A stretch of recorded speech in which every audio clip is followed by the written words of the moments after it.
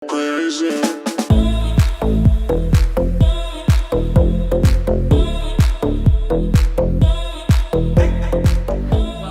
to the Beauty Inspires Beauty podcast. I'm your host, Jessica Burgio. And in today's solo episode, I haven't done one in so long. I've been meaning to do them, but I've just had so many amazing guests that I wanted to get to you guys to share their stories, to talk about all the things.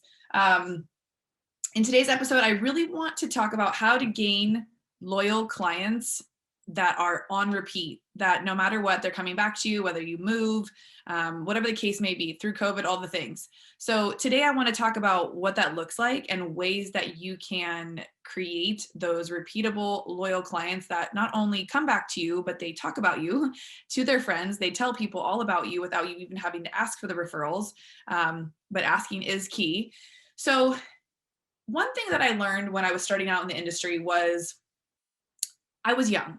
I knew that I had to find things to talk about with my clients, first and foremost.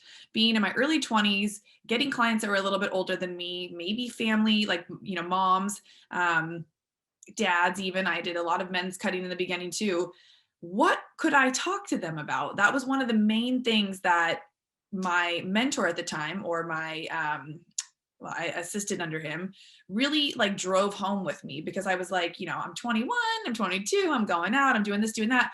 And he really stressed the importance of being able to have those thoughtful conversations with your clients that created that comfortability with them, so that they felt like they wanted to come back and just talk to you, whether or not you did a good hair service or not, or whether or not you did a great service on them regardless. So no matter what industry you're in, this can pertain to your business in creating a loyal client following that will stay with you and stand the test of your career.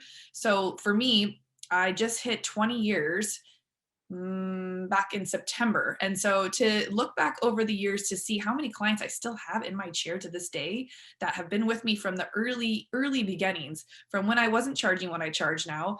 I've moved to multiple salon locations. It was never an issue. And I try to think, how can I really break down what it was that I did in order to keep those clients? Now, you will fall into the amazing category of people. You'll find loyal people, period. There are people who don't like change. Can I get amen? There are people who don't like change. They will stick with the same person regardless, because it's just what they know. And no matter where you go, there they are. So as my career progressed, I was lucky enough to work in a very busy salon that had client overflow. So the early stages of me building my business, yes, they took my concerted effort to go out and pass out my cards, because ideally I didn't just want the leftover clients from the other stylists that were a little bit older than me at the time, maybe wanting hair that I didn't really want to be doing. I wanted the young clients that wanted the cool, funky, shorter cuts, maybe fun colors. So I knew I had to go out and get those people. And so by making that connection on my own, getting out and talking to people in the real world, we had an instant connection. They already had a small bit of trust because I was out there soliciting. I was out there talking about how amazing I was, how amazing the salon was that I was at. And so once they sat in my chair, I think there was a sense of already, yeah, I'm good, do whatever you want, versus, oh my gosh, I don't know who this is. I need to have a 25-minute consultation. It was just a different vibe because I had gone out there and got that client on my own. So I think that's really something that's what we can do now virtually through social media, is people really get to know you through social media. The way you're showing up, the way you present yourself, the things that you talk about. People have a connection with you already. There is a little bit of that know, like, and trust already built in because they've been following you on social media. So that's a great way to build connection with people that then become loyal clients later on down the road. And it's really powerful to see how people do want to support you in your business. And I've just learned so much and so many amazing things from the clients that I do have. I stayed more open to having a wide range of clients. I didn't get so granular that I only want to do this type of hair or work with this type of a client. As the years went on, I definitely did my best to weed out clients that didn't serve my energy. They drained me. They were too much. Everything was always stressful. They were never really happy, yet they would come back. those, as my business built and as I got more successful, I had the ability to say, no, thank you. I don't have room for you in my books anymore. Or you raise your prices so much, they won't pay them. So, if any of my clients are listening, like, that's what we do. And that's the power you have once you build a steady client base. Another thing too that will get you that repeatable loyal client is you being consistent. I can't tell you how often I see, in my 20 years in my career, I've always worked with other people. I've never just worked by myself and not seen how other people are running their business. So I feel like I can speak freely on this matter, is the lack of people being consistent with being on time, consistent with their look or their aesthetic when they come into the salon. Side note, you got into the beauty industry, you should probably look the part most days, or every day that you're in the salon where people can see you. You are a direct representation of what they think their service is going to be like, right? People come in to see the latest and greatest outfits you have on, what kind of hair color you have, how you're wearing your hair, what kind of jewelry you have. We are a walking billboard for what's trending and what's cool and what's the next look. People are always like, well, what's the next look that's coming out? So if you can consistently be that light for your clients, they're going to get excited when it's time to come in for their hair appointment. They're going to be just as excited when you tell them that you raised your prices or that you're moving to a different salon. They don't care. They will follow you. They will pay whatever. They will show up for you because you consistently give them something to look forward to, not just pretty hair. I think the hair can sometimes be the third thing on the list as to why someone comes to see you. And this reigns true for so many other careers, whether you're a coach of any sort, or whether you're a personal trainer, whether you're a tattoo artist, or if you're a creative entrepreneur in any space. My other beauty professional is doing hair, skin, or any kind of aesthetics. You are a brand representation of your own personal brand. Even if you work in another salon, your clients come to you, and it is up to you to stay consistent in the services you provide, consistent in your language that you use when you're in the salon, the things that you talk about.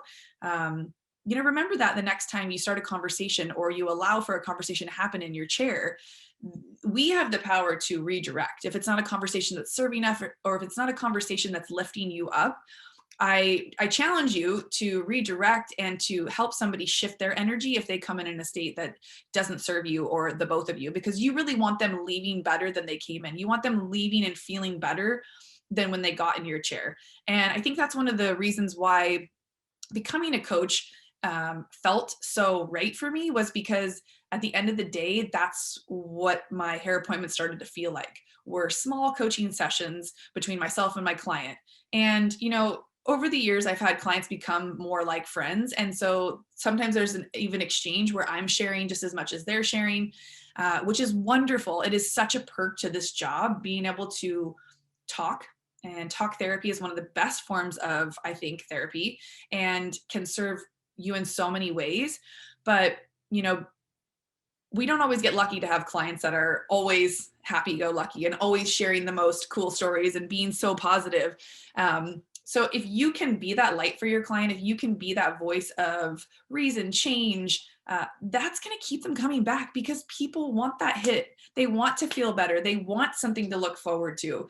So, those are my tips on creating a loyal following: is A, showing up, looking the part, being on time. These are all things you guys already know. It's not the secret sauce, but it is the secret sauce, right?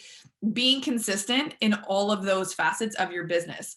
And one more thing I want to add before I let you guys go is, when you are investing in yourself, in your business, in your talent, in your skill set, your clients see that and they want to hear about it. They want to know that you still care about growing your business. And so therefore that keeps them engaged, and that keeps them looking to you as the expert in your field, not saying, oh, my hairdresser's doing the same thing she's been doing for 20 years. She never takes classes. She's never up on the latest trends. When I ask her what's new, she doesn't have any insight. She's always like, oh yeah, bangs, it's summer, just, something basic.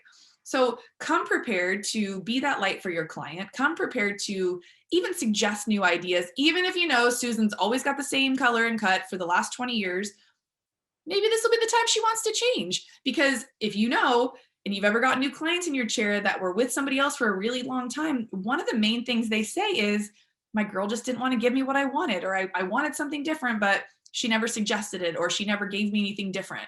I think with COVID, there's been such a gap in people being able to see their stylist that they are either more inclined to try something new or, go see somebody else. So if you are in that range where you're still trying to build that loyal, repeatable client base, don't be afraid to ask for referrals. Don't be afraid to put yourself out there as the expert in your field, showing that you know what you're talking about, that you're their brand, that you're this higher level of stylist that people want to come see. So make yourself interesting, stay consistent.